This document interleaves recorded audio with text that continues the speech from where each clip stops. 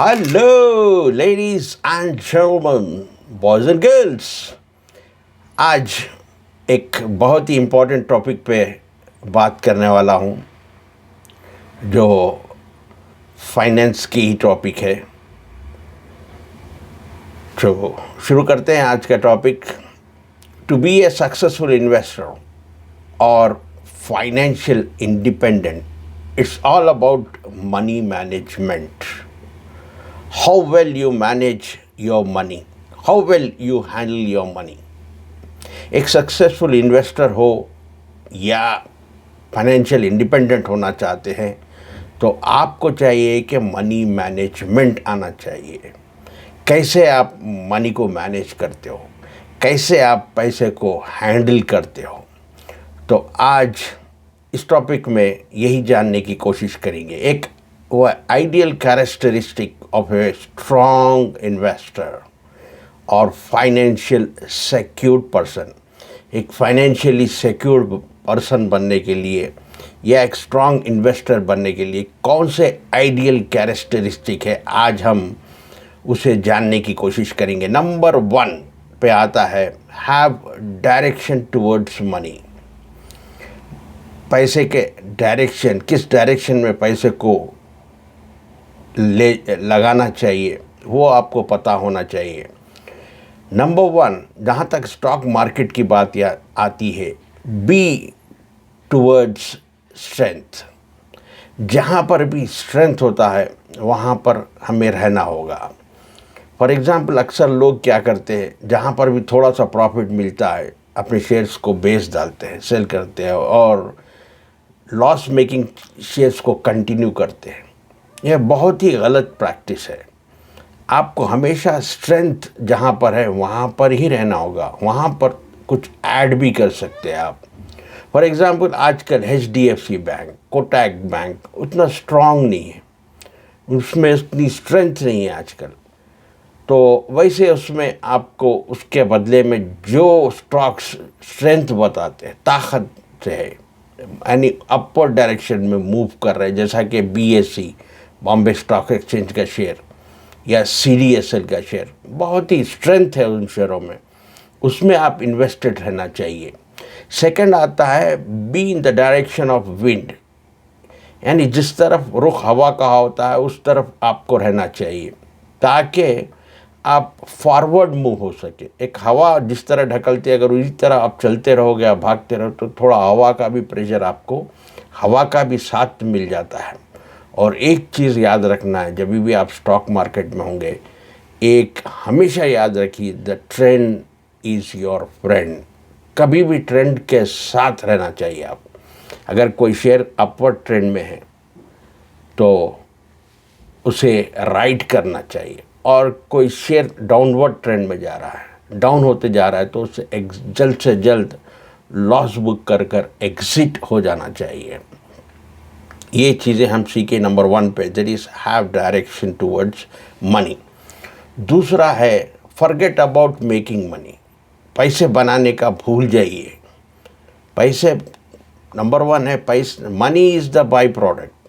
Money तो आपके पीछे दौड़ कर आएगा, भाग कर आएगा, चल कर आएगा आपके पास।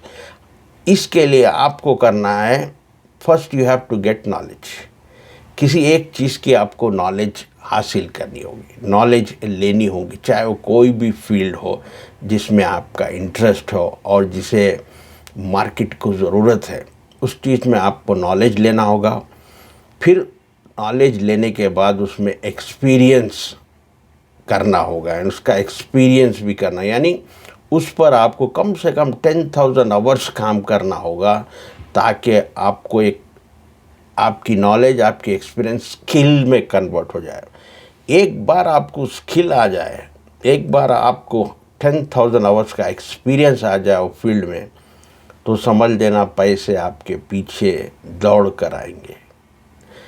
इसे ही कहते हैं, किसी ने बहुत सही कहा था, तुम्हें आता क्या है, तुम्हें भाता क्या है, मार्केट चाहता क्या है।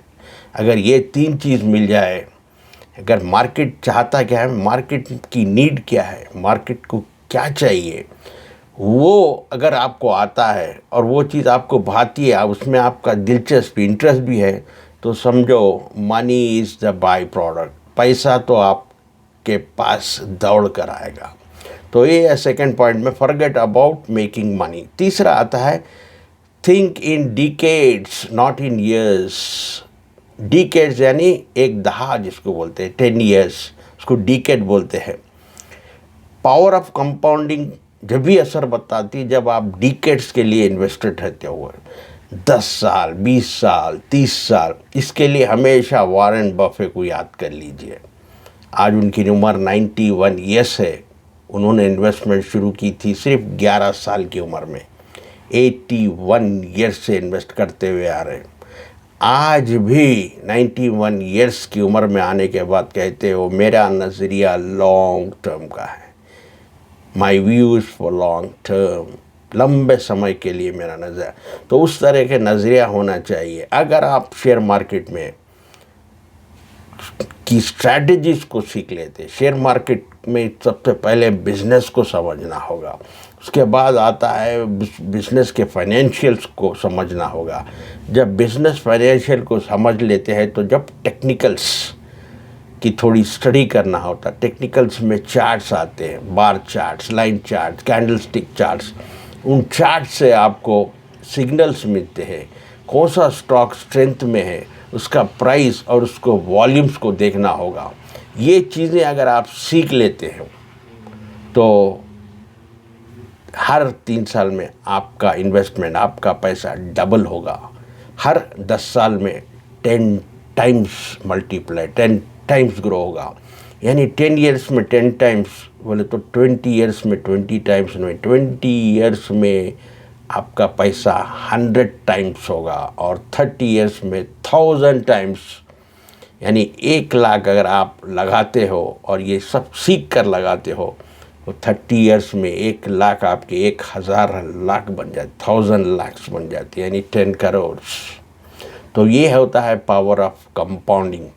इसीलिए अल्बर्ट आइंस्टाइन ने कहा था पावर ऑफ कंपाउंडिंग को 8th wonder of the world.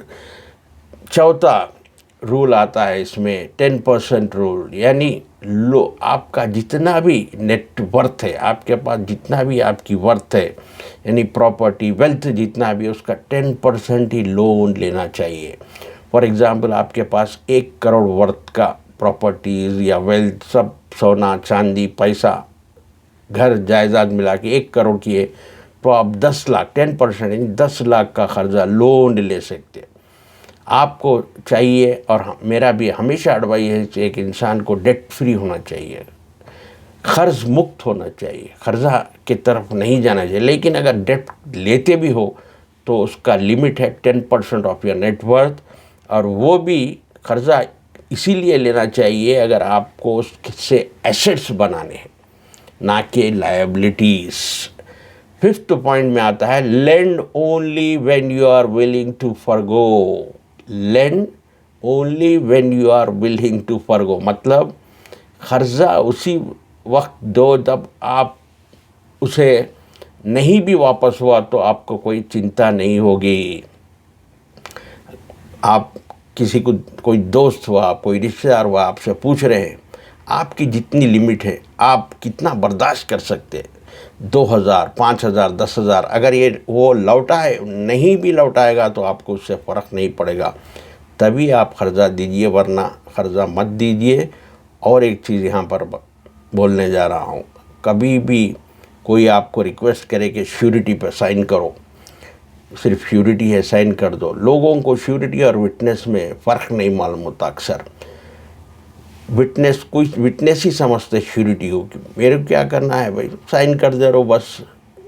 Surety का मतलब यू आर ए गारंटर, आप गारंटी दे रहे हैं, मतलब उसका क्या है, इफ़ ही डू नॉट पे आई विल पे, अगर वो नहीं पे करा तो मैं पे करूँगा। श्योरिटी या गारंटी का मतलब ये होता है।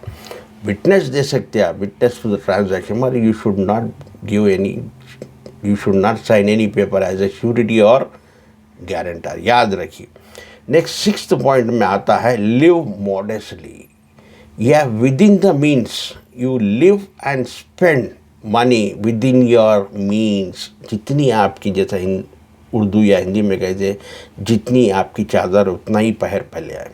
Here is the ideal person should B Warren Buffett. आज वो बिलियनर भी होते हुए वो पुराने घर में रहते, पुरानी कार यूज़ करते, पुराना छोटा सा फ़ोन यूज़ करते। That kind of person should be your idol if you want to be a financial free, financially secured, financially independent person. Last में आता है 7th point, always keep a contingent funds. Contingent fund का मतलब emergency fund. वो emergency fund 4 to 6 months के आपके expenses, अगर आपके खर्चे फॉर एग्ज़ाम्पल 20,000 रुपया है, 4 महीने का 80,000, 6 महीने का 1 लाख, कम से कम 1 लाख रुपया आपके पास इमरजेंसी फंड हमेशा होना चाहिए। और वो लिक्विड फंड्स होना चाहिए, वो सेविंग या स्वीप इन FD वगैरह में होना चाहिए, ताकि आप एनी टाइम, क्योंकि आप जो भी जॉब कर रहे हो, बिजनेस को कोई इंटरप्शन हो सकता है 4-6 महीने के लिए, उस वक्त के लिए आपको ये इमरजेंसी फंड बहुत प्रोटेक्शन देगा, बहुत काम आएगा। तो आज के लिए बस इतना ही। अगर कोई वीडियो में इंफॉर्मेशन अच्छी लगी, इंफॉर्मेटिव लगा ये वीडियो, तो ये दूसरों के साथ भी शेयर करिए। इस वीडियो को लाइक कीजिए, चैनल को सब्सक्राइब कीजिए। ऐसे वीडियोस में और लाता रहूँगा। देखते रहिए, सीखते रहिए, आगे keep learning, keep growing until we meet next. Please take care. God bless you and thank you for watching.